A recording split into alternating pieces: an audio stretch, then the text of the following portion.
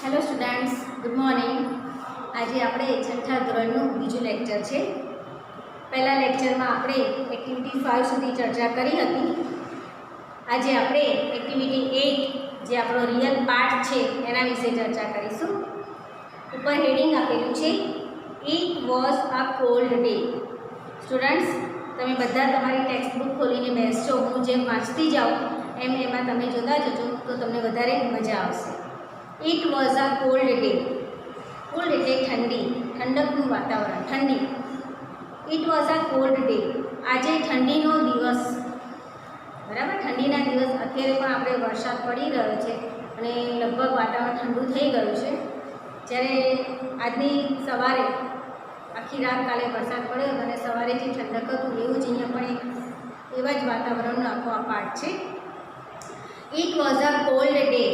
ઠંડીનો દિવસ હતો. લાસ્ટ યર, લાસ્ટ એટલે ભૂતકાળ, ગયા વર્ષે, યર એટલે વર્ષ, ગયા વર્ષે there was one really bad day. શું કહે છે કે ભાઈ ગયા વર્ષે ખરેખર ખરાબ દિવસ હતો. કેવો ખરાબ દિવસ હતો? તો ઇટ વોઝ મંડે. તે સોમવાર હતો. યુઝવલી એટલે સામાન્ય રીતે there are about 25 students in my class. સામાન્ય રીતે અથવા તો લગભગ there are about 25 students, 25 વિદ્યાર્થીઓ in my class, મારા વર્ગમાં લગભગ 25 વિદ્યાર્થીઓ છે. બટ ધેટ ડે, પરંતુ તે દિવસે, કયા દિવસે? તો મંડે, સોમવારે, જે ઠંડીનો દિવસ હતો એ દિવસની વાત છે કે આમ તો મારા ક્લાસમાં 25 વિદ્યાર્થીઓ છે, પણ તે દિવસે there were only 5 students, ફક્ત 5 જ વિદ્યાર્થીઓ હતા. આપણે સ્કૂલમાં પણ આપણે અનુભવ કરેલો જ છે. આ તો આ વર્ષે આપણે કોરોનાના હિસાબે સ્કૂલો ચાલુ નથી થઈ ચોમાસાની ઋતુમાં. બાકી દર વર્ષે આવો ભયંકર વરસાદ આખી રાત પડ્યો હોય તો બીજા દિવસે સવારે સ્કૂલમાં ક્લાસમાં આવનારા વિદ્યાર્થીઓની સંખ્યા એકદમ ઓછી હોય. માંડ ગણીને 15-20 બાળકો આવે 60 વિદ્યાર્થીમાંથી, અને પછી આવીને બધા વાતો કરે, મસ્તી કરે, તોફાન કરે અને થોડું ઘણું ભણે અને પછી વહેલા છોડે એટલે ઘરે ખુશ થતાં ઘરે જતા રહે. તો અહીંયા પણ આપણે એવું જ કીધું છે કે તે સોમવારનો દિવસ હતો. આમ તો મારા ક્લાસમાં 25 વિદ્યાર્થીઓ છે, પરંતુ તે દિવસે ફક્ત 5 જ વિદ્યાર્થીઓ હાજર હતા. It was really cold. ખરેખર ખૂબ જ ઠંડી હતી. ઇટ વોઝ રેઇનિંગ અ લોટ. પુષ્કળ વરસાદ વરસી રહ્યો હતો. It was dark. બધે અંધારું હતું. And grey outside. અને બહારની બાજુ તો રૂમમાં, તો કોઈ પણ રૂમમાં જાઓ, ક્લાસરૂમમાં કે ઘરમાં, બેડરૂમમાં, હોલમાં, ગમે ત્યાં જાઓ, તમારે આવા વાતાવરણમાં ઘરમાં લાઇટ કરવી જ પડે તો જ તમે ઘરમાં તમને બધી વસ્તુ સ્પષ્ટ દેખાય. એટલે કે છે કે આમ તો અંધારું હતું અને પાછું grey outside.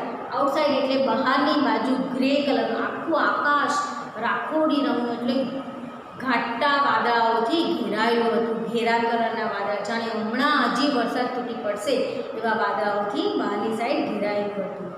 There was no sunshine. સૂર્ય ઉગ્યો જ નહોતો વાદળાઓની હિસાબે, એટલે સૂર્યપ્રકાશ તો હતો જ નહીં. I think the students weren't at school. હું એવું માનું છું કે વિદ્યાર્થીઓ શાળામાં ન હતા. Because they were sick. કારણ કે તેઓ બીમાર હતા. They were at home. તેઓ ઘરે હતા. Maybe they were in bed. અને કદાચ તો તેઓની પથારીમાં હતા. બરાબર. સોમવારનો દિવસ હતો. પુષ્કળ ઠંડી હતી, પુષ્કળ વરસાદ હતો. અને આમ તો મારા વર્ગમાં, આમ તો ક્લાસમાં 25 વિદ્યાર્થીઓની સંખ્યા છે, પરંતુ એ ઠંડી અને વરસાદને કારણે ફક્ત 5 જ સ્ટુડન્ટ, 5 જ વિદ્યાર્થીઓ વર્ગમાં આવેલા હતા, હાજર હતા. ખૂબ જ ઠંડી હતી, પુષ્કળ વરસાદ હતો, ચારે બાજુ અંધારું હતું, બહાર આખું આકાશ વાદળાઓથી ઘેરાયેલું હતું, સૂર્યપ્રકાશ ઉગ્યો ન હતો. એટલે હું માનું છું કે વિદ્યાર્થીઓ સ્કૂલમાં નહોતા, પણ ઘરે હતા અને એ પણ એની પથારીમાં હતા. કારણ કે આવા વાતાવરણમાં બાળકોની શરદી ઉધરસ જલ્દી લાગુ પડી જાય, એટલે એ લોકો કદાચ બીમાર હતા. મે બી એટલે કદાચ, પરહેપ્સ. બીજો પેરેગ્રાફ છે, mister Joshi is our class teacher. શ્રીમાન જોશી એ અમારા વર્ગ શિક્ષક છે. He is always at school. તે હંમેશા શાળામાં હાજર હોય છે. He is never at home on Monday. તેઓ ક્યારેય સોમવારે રજા પાડતા નથી. તેઓ ક્યારેય સોમવારે ઘરે રહેતા નથી. હંમેશા શાળામાં હાજર જ હોય છે. લાસ્ટ મંડે, ગયા સોમવારે, વોઝ નો ડિફરન્ટ. ગયો સોમવાર પણ કંઈ જુદો ન હતો. ભલે ગમે એટલું અંધારું હતું, ગમે એટલો વરસાદ હતો, ગમે એટલી ઠંડી હતી, પણ દરેક સોમવાર આ મિસ્ટર જોશી માટે એક જ સરખા સોમવાર હતા. ગયો સોમવાર કંઈ જુદો ન હતો. He was not at home, એટલે કે આટલા ઠંડીના આટલા વરસાદી વાતાવરણમાં પણ તેઓ ઘરે નહોતા. He was in the classroom. તે તેમના વર્ગખંડમાં હતા. એન્ડ ઇટ વોઝ કોલ્ડ, અને ખૂબ જ ઠંડી હતી. He was not in warm clothes. વળી પાછા એ અમારા સાહેબ છે મિસ્ટર જોશી, જે સર છે, એ પાછા ગરમ કપડાં પણ પહેરીને આવેલા ન હતા. આટલું ઠંડુ વાતાવરણ છતાં પણ એ નોર્મલ કપડાં પહેરીને જ આવેલા હતા. He was not in warm clothes. તેઓ ગરમ કપડામાં પણ ન હતા. ઇન ફેક્ટ, હકીકતમાં, all the students felt cold. ખરેખર સાચી વાત તો એ છે કે જેટલા વિદ્યાર્થીઓ સ્કૂલમાં હાજર હતા કે ક્લાસમાં હાજર હતા, એ બધા વિદ્યાર્થીઓ ખૂબ જ ઠંડીનો અનુભવ કરતા હતા. બધા વિદ્યાર્થીઓ જબરજસ્ત ઠંડી લાગતી હતી, બધા ધ્રુજતા હતા, પંખા બંધ હતા તોય ઠંડી લાગતી હતી વરસાદને કારણે. અને ત્યારે મિસ્ટર જોશી નોર્મલ પરિસ્થિતિમાં સાદા કપડાં પહેરીને ગરમ કપડાં લીધા વગર જ સ્કૂલમાં આવી ગયા હતા. In fact all the students felt cold. હકીકતમાં બધા બાળકો ખૂબ જ ઠંડી અનુભવી રહ્યા હતા. It was freezing. એકદમ ઠંડુ વાતાવરણ હતું, જોરદાર. The school was like a refrigerator. જો કેવું કીધું છે કે આખી સ્કૂલ જાણે એક રેફ્રિજરેટર. રેફ્રિજરેટર એટલે આપણું ફ્રીઝ, જે આપણા ઘરે આપણે વાપરીએ છીએ, એનું આખું ફૂલ ફોર્મ છે રેફ્રિજરેટર. એટલે આપણે ટૂંકમાં ફ્રીઝ બોલીએ છીએ. તો આખી સ્કૂલ જાણે ફ્રીજ જેવી બની ગઈ. આપણે કેવું આ શિયાળામાં તમે ઠંડીની ઋતુમાં જુઓ, તમે ફ્રીજ આખી રાત બંધ હોય, સવારે ખોલો એટલે બધી ઠંડી વરાળ આપણને લાગે. એમાં ફ્રીઝરનું ખાનું અલગ હોય ને, એ ખોલો એટલે તો એમાંથી જબરજસ્ત ઠંડી દવા લાગે. એટલે આ લોકો એવું કહે છે કે આખી સ્કૂલમાં બધી જ વસ્તુ, બેન્ચ ઠંડી, આપણું બેગ મૂક્યું તો એ ઠંડુ, ક્લાસરૂમના જે કંઈ વસ્તુ, બારી નતો તો બારી ઠંડી, ટેબલ હેઠળ તો ટેબલ ઠંડુ, બધી વસ્તુ ઠરી ગઈ હતી. આખી સ્કૂલ એક ફ્રીજ જેવી બની ગઈ હતી. Our room was like a freezer. અને અમારો રૂમ તો પાછો ફ્રીઝરના ખાના જેવો. ફ્રીજ તો આખી સ્કૂલ ફ્રીજ તો ખરી જ, અને અમારો રૂમ તો વળી પાછો ફ્રીઝર જેવો. એટલે આપણે ફ્રીજમાં જે બરફ મૂકવાનું ખાનું હોય છે ને, ફ્રીઝર કહીએ છીએ, એના જેટલું ઠંડુ હતું અમારો room. And Mr Joshi was like ice. અને શ્રીમાન જોશી કેવા લાગતા હતા? બરફ જેવા લાગતા હતા. એ પણ એકદમ ઠંડા. તો એમણે અમે તો ગરમ કપડાં પહેરેલા હતા, જ્યાં શ્રીમાન જોશી તો ગરમ કપડાં નહોતા પહેરે, એટલે તો બરફ જેવા જ લાગતા હતા. જો ત્રણે ઉપમા આપી છે. સ્કૂલને શેની આપી છે? રેફ્રિજરેટરની. ક્લાસને શેની આપી છે? ફ્રીઝરની. અને ટીચર એના જે સર છે એને શેની આપી છે? બરફની ઉપમા આપી છે, કે બરફ જેવા ઠંડા હતા. The small class was cold. કેવું મસ્ત લખ્યું છે કે નાનો ક્લાસ એકદમ ઠંડો હતો. It was રેઇનિંગ heavily. ભારે વરસાદ વરસી રહ્યો હતો, ધોધમાર વરસાદ વરસી રહ્યો હતો. I left the school early. હું શાળાએથી જલ્દી વહેલો ઘરે જવા માટે નીકળી ગયો. એટલે કે એમએ ક્લાસ સ્કૂલમાં સંખ્યા ઓછી હતી, ખૂબ વરસાદ હતો, ઠંડી હતી, એટલે શાળાને વહેલી છોડી દેવામાં આવી હતી. The rain stopped at night. પછી શું કહે છે? આખો દિવસ વરસાદ વરસ્યો અને છેક રાત્રે વરસાદ બંધ થયો, અટકી ગયો. નેક્સ્ટ ડે, બીજા દિવસે, ધ સન વોઝ શાઇનિંગ. બીજા દિવસે સવારે સૂર્ય સરસ મજાનો ચમકતા પ્રકાશ સાથે, સોનેરી પ્રકાશ સાથે ઉગ્યો. So everything was okay. તેથી બધું આજે નોર્મલ હતું. જો સૂર્ય આપણા માટે કેટલો ઉપયોગી છે, સૂર્યપ્રકાશ. 2 દિવસ સૂર્ય ના ઉગે ને તો આપણે બધા એમ કંટાળી ગયા, સૂર્ય કેમ નથી ઉગતો, તડકો કેમ નથી આવતો, બરાબર? એટલે સૂર્ય ઉગે એટલે આપણું જીવન બધાનું નોર્મલ થઈ જાય. એટલે કહે છે કે આજે તો સૂર્ય ઉગી ગયો હતો અને એટલે આજે બધું નોર્મલ હતું. There were 25 students. સ્કૂલમાં ક્લાસમાં 25 વિદ્યાર્થીઓ આજે હાજર હતા. બટ નોટ ઓનલી 5, ફક્ત 5, ગઈકાલની જેમ ફક્ત 5 જ નહીં, પણ 25 સ્ટુડન્ટ્સ આજે હાજર હતા. But where was mister Joshi?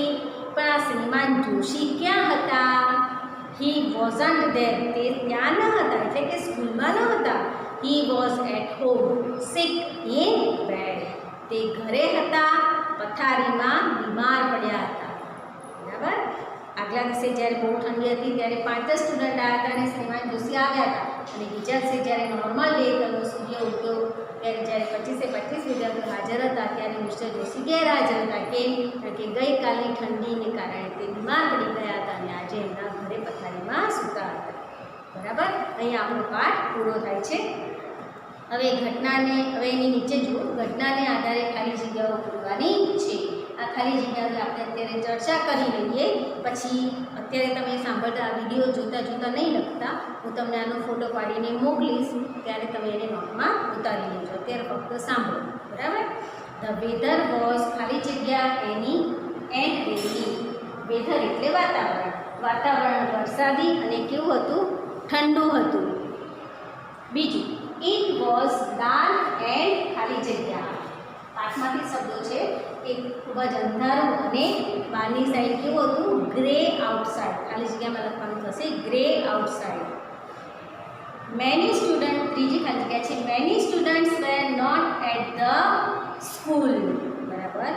ચોથું, ધેર વોઝ નો સનશાઇન. પાંચમું, lots of students were sick at home. મોટાભાગના વિદ્યાર્થીઓ ઘરે બીમાર હતા.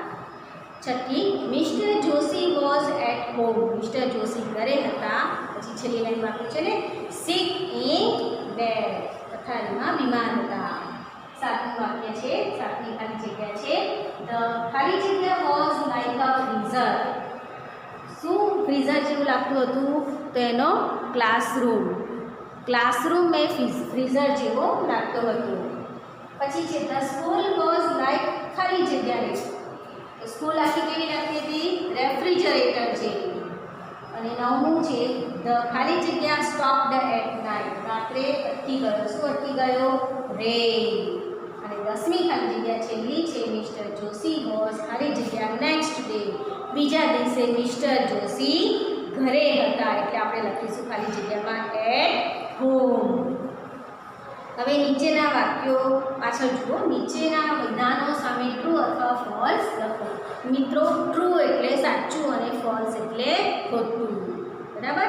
હવે તમે મોટા થઈ ગયા છો, સવાર પાડીમાં આવી ગયા છો, એટલે તમારે હવે ખરા ખોટાની બાળમંદિરની જેમ આપણે આવી ખરા ખોટાની સાઇન કરવાની નથી, પણ ખોટા માટે ફોલ્સ લખવાનું છે અને સાચા માટે ટ્રુ લખવાનું છે.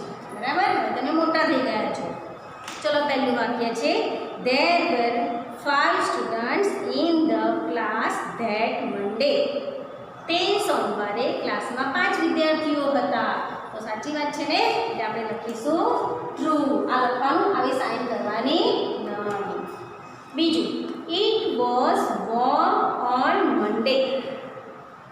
લો, કેવું કીધું છે કે સોમવારે ગરમ વાતાવરણ હતું. ગરમ ક્યાંથી ગયું? આટલું બધું ઠંડુ હતું. ત્યાં આપણે લખીશું ફોલ્સ. ત્રીજું, mister Joshi was present that Monday. તે સોમવારે મિસ્ટર જોશી હાજર હતા ને ક્લાસમાં, તો લખીશું ટ્રુ. ચોથું વાક્ય, Mr Joshi was at school the next day. બીજા દિવસે મિસ્ટર જોશી શાળામાં હતા. નહોતા, ઘરે પથારીમાં બીમાર પડ્યા હતા, એટલે આપણે લખીશું ફોલ્સ. અને mister Joshi and students felt cold the next day. બીજા દિવસે, નેક્સ્ટ એટલે બીજા દિવસે મિસ્ટર જોશી અને વિદ્યાર્થીઓએ ઠંડીનો અનુભવ કર્યો. સાચું કે ખોટું? ખોટું છે, ફોલ્સ. બરાબર. આ ખરા ખોટા અને આ ખાલી જગ્યા નોટમાં લખવાની છે, પણ હું ફોટા પાડીને મોકલું, એમાંથી જોઈને લખવાની છે. હવે એક્ટિવિટી 9 જુઓ. એમાં એક ડાયલોગ જેવું કંઈક આપેલું છે, આપણે વાંચીએ. અર્ચના નામની છોકરી દરરોજ ડાયરી લખે છે, પરંતુ કેટલાક દિવસોની ડાયરી લખવાનું ચૂકી ગઈ છે, એટલે ભૂલી ગઈ છે. તે પોતાની મમ્મીને પૂછીને લખે છે. અર્ચના અને તેની મમ્મીનો ડાયલોગ્સ નીચે આપેલો છે. બરાબર, અર્ચના દરરોજ ડાયરી લખે છે, પણ કેટલાક દિવસથી કામમાં અટવાઈ હશે, તેને ડાયરી લખવાનો ટાઈમ મળ્યો જ નથી. એટલે હવે અઠવાડિયાની કે 4-5 દિવસની ભેગી ડાયરી લખે છે. હવે એને બધું તો યાદ હોય નહીં, કયા દિવસે શું હતું શું નહીં. દરરોજે લખતા હોય તો યાદ હોય, પણ 4-5 દિવસ ભેગા થાય એટલે આપણે ભૂલી જઈએ. એટલે હવે અર્ચના એની મમ્મીને પૂછી અને આ ડાયરી લખે છે. અર્ચના સૌથી પહેલાં Archana says, mummy please tell me where we last Sunday. Archana એની મમ્મીને કહે છે કે મમ્મી મહેરબાની કરીને મને કહે કે ગયા રવિવારે આપણે ક્યાં હતા. Mummy says we were on the farm. આપણે ક્યાં હતા? તો ખેતર ઉપર હતા. Archana says oh yes. એટલું કરી અને પછી એ પોતાની ડાયરીમાં લખી લે છે. પછી પાછી પૂછે છે what was the name of that big tree. એ દિવસે આપણે ખેતરમાં હતા તો એ ખેતરમાં જે પેલું મોટું વૃક્ષ જોયું હતું એનું શું નામ હતું? તો mummy says big tree. Mummy પૂછે છે મોટું વૃક્ષ. Archana says one near the well. Archana યાદ કરે છે કે પેલું મોટું વૃક્ષ કૂવાની પાસે હતું એ. એટલે મમ્મી કહે છે yes that was an Ambla tree. Mummy કહે છે અરે હા એ તો આંબળાનું ઝાડ હતું. અર્ચના સેઝ ઓકે બરાબર. Where was I on Friday afternoon. Archana પૂછે છે કે સારું where was I on Friday afternoon. સારું ગયા શુક્રવારે બપોરે હું ક્યાં હતી. ગયા શુક્રવારે બપોરે હું ક્યાં હતી એને પૂછીને યાદ કરાવે છે કે ભાઈ તું મને યાદ કરાવ કે ભાઈ ગયા શુક્રવારે હું ક્યાં હતી. Mummy says on Friday. Vote was the date. એટલે મમ્મી પૂછે છે કે ઓન ફ્રાઈડે ગયા શુક્રવારની વાત કરે છે તો મમ્મી પૂછે છે કે ગયા શુક્રવારે વોટ વોઝ ધ ડેટ. કઈ તારીખ હતી. એટલે અર્ચના કહે છે it was the 11th of this month. આ મહિનાની 11મી તારીખ હતી. આ મહિનાની 11મી તારીખ. અર્ચનાને તારીખ યાદ કરાવે છે એટલે મમ્મીને તારીખ ઉપરથી યાદ રહેશે. એટલે મમ્મી યાદ કરી કહેશે કે we were in the Dudhsagar dairy. આપણે દૂધસાગર ડેરીમાં હતા. Archana says and mummy on the 12th. અને 12મી તારીખે મમ્મી ક્યાં હતા. Mummy says you and your friends were at the library. તું અને તારા મિત્રો લાઇબ્રેરીમાં હતા. અર્ચના સેઝ ઓ યસ અરે હા આઈ રિમેમ્બર નાઉ. હવે મને યાદ આવી ગયું. I was there with my friends. હું ત્યાં મારા મિત્રોની સાથે હતી. And on the 10th of this month. અને મમ્મી 10મી તારીખે હું ક્યાં હતી. Mummy says on the 10th of this month you were at the doctor's clinic. અને આ મહિનાની 10મી તારીખે તો તું ડૉક્ટરના દવાખાનામાં હતી. Archana says yes but I will not write that. Archana શું કહે છે હા બરાબર 10મી તારીખે હું દવાખાનામાં હતી પણ એ હું મારી ડાયરીમાં લખીશ નહીં. મમ્મી સેઝ વાય નોટ બેટા. કેમ નહીં લખી બેટા. Archana says no it was a bad experience. Archana કહે છે કે ના આ તો બહુ ખરાબ અનુભવ છે એટલા માટે. Mummy says but it was a real experience. Mummy કહે છે પણ ખરેખર આ તો એક સાચો અનુભવ છે સાચો અનુભવ છે. So please write it. એટલે એને તું લખ.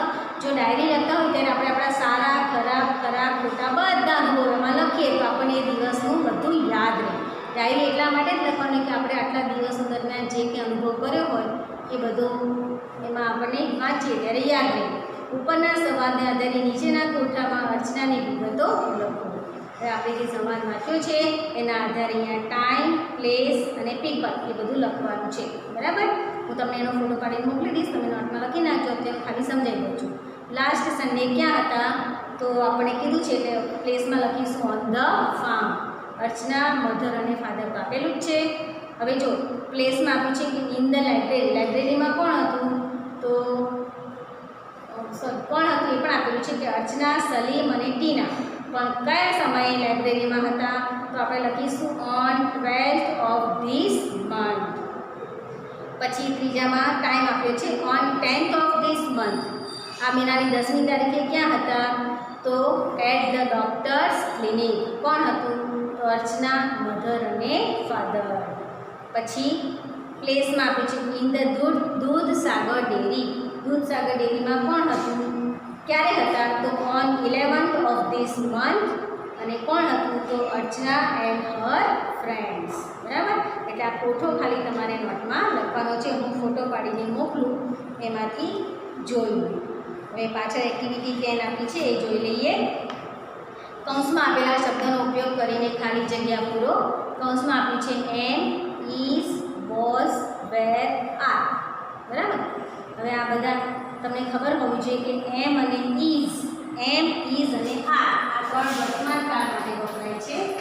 એમ, ઇઝ, આર આ વર્તમાન કાળ માટે વપરાય છે. બરાબર? અને વોઝ અને વેર આ બંને ભૂતકાળ માટે વપરાય છે. ચલો હવે પહેલું જો ટુડે ખાલી જગ્યા સેટરડે. ટુડે તો વર્તમાન કાળ એટલે ઇઝ. એની બાજુમાં યસ્ટરડે ખાલી જગ્યા ફ્રાઈડે. યસ્ટરડે ભૂતકાળ એટલે એની જોડે આવશે વોઝ. પછી છે ધીસ યર આઈ ખાલી જગ્યા ઇન ક્લાસ 6. આ વર્ષે આઈની જોડે શું આવે? એમ. હું છઠ્ઠા ધોરણમાં છું. લાસ્ટ યર આઈ ખાલી જગ્યા ઇન ક્લાસ 5. ગયા અઠવાડિયે હું 5મા ધોરણમાં હતી. તો ભૂતકાળ માટે વોઝ. પછી છે ધીસ વીક આ અઠવાડિયે. વી ખાલી જગ્યા ઇન સ્કૂલ. વી એટલે અમે, બહુવચનમાં. અમે તો વીની જોડે આવે આર. અમે શાળામાં છીએ.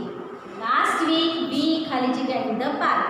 ગયા અઠવાડિયે અમે પાર્કમાં હતા, બગીચામાં. તો વીની સાથે ભૂતકાળમાં આવશે વેર. આ છે આ અને આ એ બંને એક વચનના કર્તાની સાથે વપરાય છે. તમને ખબર જ હશે. બરાબર?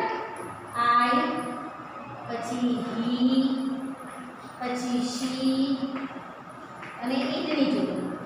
અને આ બે છે એ બંને બહુવચન માટે વપરાય છે. બહુવચનના કર્તાની સાથે. એમાં આવશે વી, યુ અને યુ. બરાબર? આ ભૂતકાળનો આ બંને આ વર્તમાન કાળનું બહુવચન, આ ભૂતકાળનું બહુવચન. એટલે કે આ વર્તમાન કાળનું એક વચન, આ ભૂતકાળનું એક વચન. ઓકે? ચલો હવે માય ખાલી છેલ્લી ખાલી જગ્યા છે. માય ફ્રેન્ડ્સ ખાલી જગ્યા હિયર ટુડે. આજે મારા મિત્રો અહીંયા છે. મિત્રો બહુવચનમાં વર્તમાન કાળમાં શું આવે? આર. અને પછી છે તે ખાલી જગ્યા નોટ હિયર યસ્ટરડે. ગઈકાલે તેઓ અહીંયા ન હતા. ભૂતકાળ માટે વેર. આવા બીજા વાક્યો બનાવવાના છે. આનો એક્ટિવિટી 10નો ફોટો પાડીને તમને મોકલી દઉં એટલે તમારે નોટમાં લખી નાખવાનું છે. ઓકે? હવે એક્ટિવિટી 11 એમાં પણ તમારા પરિવારના સભ્યો વિશેની માહિતી લખવાની છે. ચોપડીમાં આપ્યો છે એવો એક કોઠો દોરવાનો છે અને એમાં મધર, ફાધર, એની નીચે બ્રધર, સિસ્ટર. બરાબર? એ લખી અને પછી એ બધાના નામ લખવાના છે. પહેલાંમાં હુના ખાનામાં નામ, વેરના ખાનામાં એમની બર્થ ડેટ ક્યારે છે લખવાની છે. અને વેર કઈ જગ્યાએ એમનો જન્મ થયો છે એ લખવાનું છે. એનો પણ હું તમને મારો એક નમૂનો ફોટો પાડીને મોકલીશ. તમારે તમારા ફેમિલી મેમ્બર્સ લખવાના છે. હું મારા ફેમિલી મેમ્બર્સ લખીશ. તમારે તમારા ફેમિલી મેમ્બર્સના નામ લખવાના છે અને એમની જન્મ તારીખ અને એમની જન્મસ્થળ લખવાનું છે. બરાબર? એટલે આટલો કોઠો એક્ટિવિટી 11માં નોટમાં બનાવવાનું છે. હવે જુઓ બીજું એક્ટિવિટી 11માં બીજું કાંઈ નથી કરવાનું. હવે એક્ટિવિટી 12 જોઈ લઈશું. એ બહુ જ ઇઝી છે, તમને આવડી જાય એવી છે. હું તમને એક વાક્ય બોર્ડ પર કરીને બતાવું છું. તમારે એ રીતે એને નોટમાં કરી લેવાની છે. એનો ફોટો હું મોકલીશ નહીં, કારણ કે બહુ ઇઝી છે અને તમને આવડે એવું છે. ચલો દાખલા તરીકે હું એક આ વાક્ય લખું છું. Hello friends, good morning. બરાબર? આમ જે ઉદ્ગાર છે. હવે અહીંયા તમારે જેટલા લેટર્સ દેખાય છે, લેટર્સની સાથે સાથે જે આ પંક્ચ્યુએશન માર્ક્સ કહેવાય. બરાબર? આ પંક્ચ્યુએશન માર્ક્સ છે એને પણ તમારે બોક્સમાં લખવાના છે. એટલે અહીંયા જે નીચે બોક્સ આપેલા છે આવી રીતે આપેલા હશે. દાખલા તરીકે આ બોક્સ છે. બરાબર?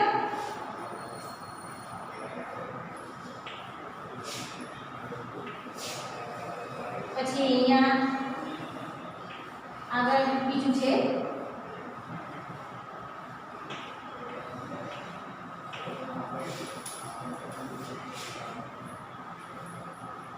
પછી અહીંયા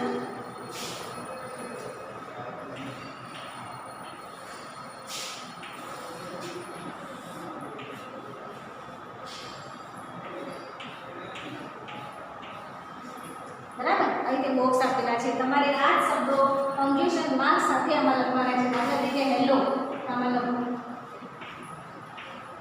આ પંક્ચ્યુએશન માર્ક આની જો બરાબર પછી ફ્રેન્ડ્સ કોમા પછી અહીંયા ગુડ પછી અહીંયા મોર્નિંગ અહીંયા છે જે પંક્ચ્યુએશન માર્ક્સ દરેક પંક્ચ્યુએશન માર્ક્સને પણ તમારે આ બોક્સમાં લખવાનું છે બરાબર એવી રીતે આ જેટલા વાક્યો તમારી ટેક્સ્ટ બુકમાં આપેલા છે એટલા તમારે નોટમાં લખી નાખવાના છે અહીંયા આપણો પાઠ પૂરો થયો હું જે ફોટા પાડી મોકલું એમાંથી તમારે સ્પેલિંગો બધા 3 વાર લખવાના છે અને જેટલી એક્ટિવિટીઝના ફોટા મોકલું એ બધા તમારે નોટમાં લખવાના છે